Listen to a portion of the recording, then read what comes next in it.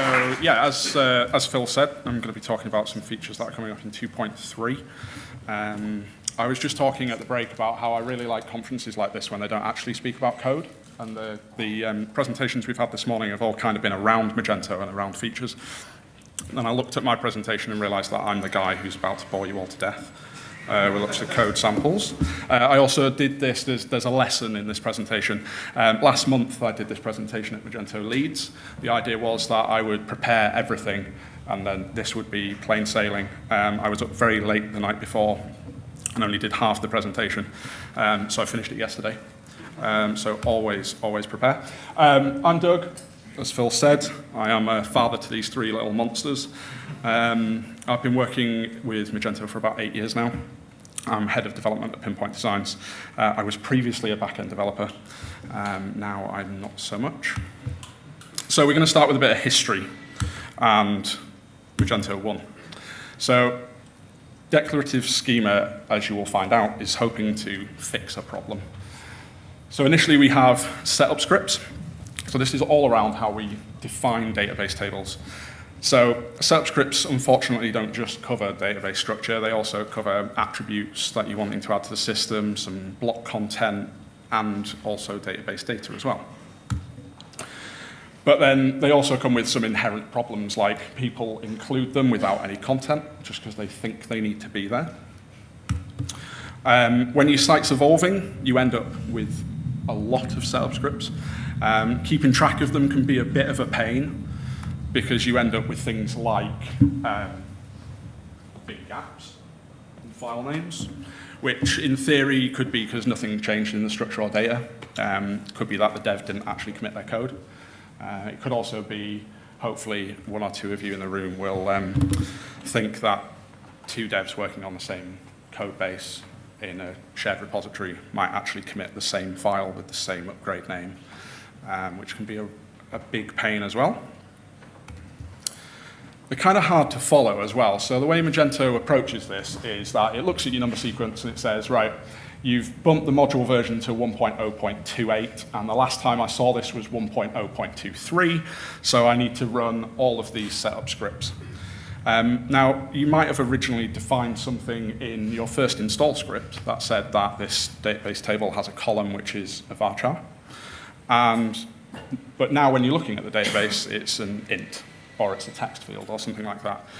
And actually figuring out where that happened, well, you can find in your code base, right? But it's not as easy and straightforward as it could be.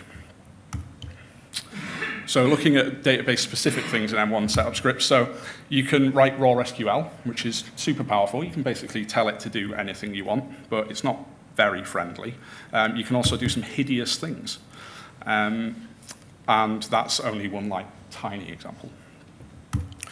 So with 1.6, they introduced DDL, which basically abstracts that away. You can allegedly replace the SQL underneath it, although that's never really happened. And it just means that developers can kind of write in their own language. They don't necessarily have to know how that is constructed within MySQL. You don't have to write raw SQL. And keeping track of these things is quite easy. So you've got a config XML file, which has got a setup version in it. And Magento keeps this in the core resources table, so you can have a version for your schema and a version for your data, and knowing which version's running is always useful, and you can find that from these places. So looking at Magento 2, they've kind of changed things slightly. So you've now got install data and install schema, upgrade data and upgrade schema, but this is essentially working in the same way. So you're doing some version comparison, you're deciding which sequential series of updates need to be run. You can still do raw SQL, you can still use DDL, but problems kind of still exist if you've got multiple people working on the same bit of code, or if you're just doing things you shouldn't be doing essentially in there. Keeping track of this is, again, fairly straightforward. So this is done in the setup module table this time, and you use your module XML file to keep track of the version number there as well, so it's nothing to do with your composer version, which does help. So this presentation is kind of about the future, what's coming up in 2.3 when it finally arrives. And so we're going to talk about structured declarations. Now, some of you might be thinking there's some really cool tools out there already that kind of do this. So if I want to define what my database structure should be, I should just be able to define it in code, essentially. So something like Doctrine, really useful, really powerful, and is kind of already in use out there. But Magento has another answer, because Magento knows that every developer loves XML. So someone tweeted this earlier. I was looking for some examples a while ago, and they never made it in here. But Matt, I think, was trying to say that whilst he's at a conference, he's still working. But I just saw this and thought, kind of highlights the point, really, that not everybody loves XML. And changing things can be really complicated and annoying. I'm sure, again, a lot of you will have sat and stared at a piece of code for a long, long time and then realized that it just needed to be one node up or one node down, or you just didn't have your nesting quite right. But seriously, so how can structured declarations help? We're going to look at the features that it's essentially trying to solve. So you can avoid missed and repeated SQL operations. So you've essentially got a single status for your database. You can do a dry run mode with 2.3. You've got performance improvements. So Magento no longer has to go through each of those files sequentially and figure out what the changes are, and then run one, go on to the next one, run it again, go on to the next one, run it again. You literally have a state, and it says, if it doesn't match this, I should probably change everything and match it. You can do database rollbacks, and that's for schema and for data. So that means you can revert to a previous version of your database really, really simply, which is great, instead of having to pick through a bunch of setup scripts that did or didn't run. And you've got some validation in that as well. So you can do fairly destructive things with your XML schema as long as you do them in the right way, but you've got some validation about how that's actually going to affect your database before it lets you run it. And I guess from a backwards compatibility point of view, you essentially have the ability to modify core database structure as well alongside that. So whilst it might be defined in 2.3, you can still change it. I think Magento used an example of the fact that they record against a user visit the IPv4. So you might want to change that to v6 in the future, and you can do that without having to wait for Magento to do it. So you can modify existing columns as well. So let's have a look at a quick example of how you write schema. So everything's run from a db_schema XML file, which is included as part of your extension or core module. And this is what's going to declare the actual database structure. And you can also then refer to the schema XSD file, which is going to tell you what types of data you can use, what all of your attributes should be on your XML nodes and things like that. So this file is kind of core to trying to figure out why you need to do something. So let's have a look at an example. We've got the directory country region name table from M2. And this is its definition. I don't expect you to remember this as we move on. But we're going to have a look at how that's put together in DB schema XML. So first we go ahead and define a new table and give it a name. We can use resource for Magento Commerce. We can tell it sales, checkout, default. We can give it an engine, and we can also give it a comment. And then we're going to add some columns to it. So we've got 3 columns there. We've got a varchar, an int, and another varchar. And then we've kind of got a primary key, a foreign key, and a constraint as well. So we tell it its type for each one, the name of the column, whether it's nullable, length, for varchars, things like that, unsigned if it's an int. So there's a few that are obviously type specific. I think you get like on update, things like that for timestamps. We can define a new primary key constraint, fairly simple, against which columns that we've defined that you want it to be against. And then you can also define foreign key constraints. So you simply reference the table and the column, and then which other table and column you want to use. And then finally, we're going to give it an index. So Magento has some really good documentation on this. You'll find it looks exactly the same as this, because these are screenshots from their documentation. So creating a table in DB Schema XML is super easy. You just define a definition in there. You can drop a table just by removing it all. Now there's a caveat to that, which I'll come on to. Creating a foreign key constraint is literally just putting in some more XML around constraints.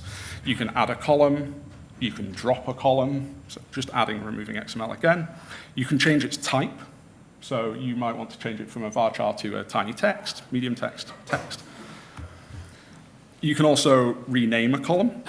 Renaming is slightly more complicated in that you take out the original column, you add a new column in with potentially a new data type, and then you tell it when it runs to migrate the data from the other one. So you might have something which is short description, and now you want to call it medium description, something like that, or long description. Adding an index, again, it's fairly straightforward. You're just adding the XML in there. The only thing you can't do at the moment, I think, is rename a table in its entirety. So let's have a look at how you convert your existing code. Because it would be really nice if you've got some existing modules and it's got a load of upgrade scripts in it to not have to rewrite all them. So to prepare for it, and to prepare your extension, if it already has setup scripts, you're going to have to write some sort of data patch and or some sort of schema patch. You've got to configure that schema for your module, so you've got to write that DB schema XML file, and then you've got to convert all of your existing upgrade scripts. So once a module is converted to declarative schema, it can't be reverted to upgrade scripts, but again, there's a few caveats with that for backwards compatibility. So Magento 2.3, luckily, offers a migration script for this. So you do have some constraints in that it only works with DDL operations. So all that raw SQL you saw earlier, it's not going to convert that for you. And that's in install or upgrade scripts. It also won't do any recurring file work. So it's really only, I guess, if you did it in the proper way to begin with, that it's going to assist you. The tests I've run, it's fairly good. I've not noticed any anomalies, but I would always caveat it with, like, check the XML that comes out the end of it. You can also, therefore, do safe installations once you've generated that DB XML. And you can roll back. So Magento in the background, when you do a destructive operation, grabs all of the data that's going to be destroyed and puts that in a CSV file for you. So you'll have a new folder in var. Can't remember off the top of my head what it's called. I don't have some speaker notes up. But you basically have a destroyed data folder, which has then CSV files in that Magento can use to roll back to a previous version. So I did say there were some caveats about what you could do when you start deleting things in tables. So Magento have introduced, whilst everybody loves XML, they've decided that you can write some JSON to decide what, or define what is actually within your DB schema. So for backwards compatibility, obviously you might have some upgrade scripts there as well. So you need to define, if I remove an entire table, what that should actually mean. So if I've defined those three columns in my database table in a DB schema XML file, an upgrade script from another module might have added 5 different columns to it. Therefore, if I drop it out of the XML file, it shouldn't just drop the entire table. It should just get rid of the columns that I defined originally. Again, Magento offers you a tool to do this. And again, it seems fairly accurate from the minimal testing I've done. So the JSON format is fairly straightforward. We're essentially just defining everything that was in that XML file to begin with. And the idea is that you generate this every time you make a DB schema change, which probably means that you might as well just write a setup script, but still. So you're defining the columns, you're defining your indexes and your foreign key constraints there from This is going back to the example from before. So in those lines of text there, if another third-party module decides to come along and add 5 columns to it, and you try and remove your DB schema, it will remove these columns, but it won't remove the other 5 that got added. Keeping track of it, though, is a little bit harder now. So nothing's stored in the setup module table at all anymore. So this is an install of 2.3, whereas before you had all of the Magento modules and what version they were currently on. You don't get that anymore. So this example just had 2 extra extensions installed. And so actually keeping track of what that schema version is, you can't do through here, but you can do by just looking at that DB schema XML, because how it's defined there should be exactly how it's defined in your database. So there's no red light, so I assume I'm doing really good for time. But just in summary, this is going to actually start solving a lot of our problems, hopefully, with multiple people working on the same project, with having to find out how a database got from one state to another. And it will hopefully give us, like I guess, a file which is the truth behind how our database structure should be. And that's it.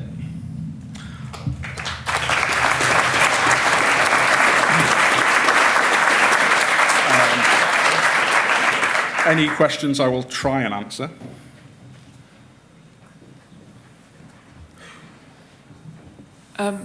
Given you've got experience of this, do you think it could be done better, and if so, how? So my experience is still, I guess, limited in that we've not sort of started working too much with 2.3 for production, things like that, since we've no idea when it's going to land. I think from what I've seen, it's definitely a step in the right direction. It's probably not a final solution. Yeah. I don't know. Doctrine I really like. I like the way it does everything. I like the way it sets up your entity objects and everything so that you can just kind of use them alongside everything else. It kind of feels like this is part of a bigger thing. So at the moment, no. Just on this, I'd encourage everyone to go and have a look at Prisma and how they do the decorative schemas, because it's really interesting, and I think that's the way forward. If anyone wants to see it, come talk to me maybe. Catch up on it. Be interested to get your input into whether it would work for this scenario. Yeah.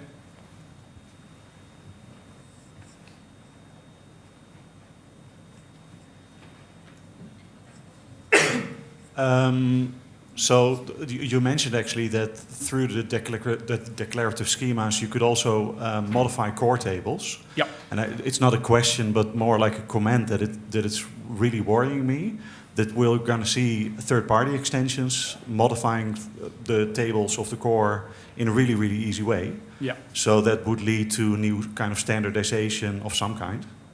Yeah, I guess so. I think the old, with great power comes great responsibility sort of thing. Yeah, I think that it can, I guess with every extension you install, you should always actually see what it's doing, do due diligence on it. And I think that probably it's another place to look now. It's another place that you have to make sure hasn't added anything that you don't want added to your site. So, yeah. Do you have any comments on the performance bit?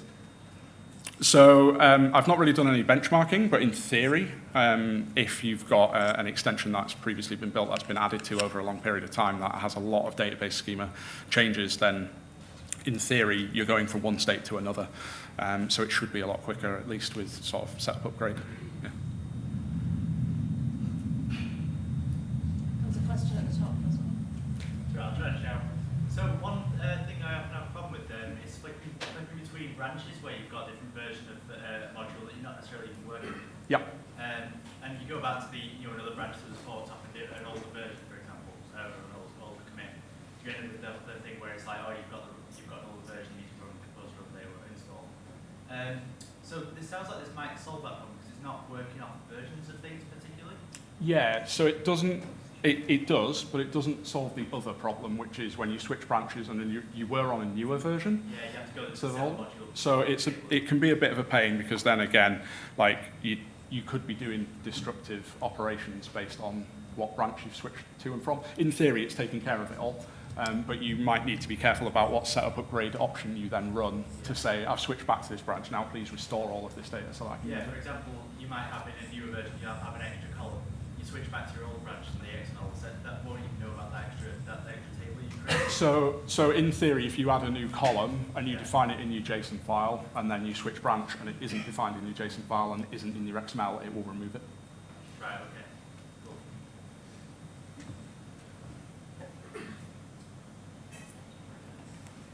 Cool. Okay? I'm going to go get some sleep. Thank you, Doug.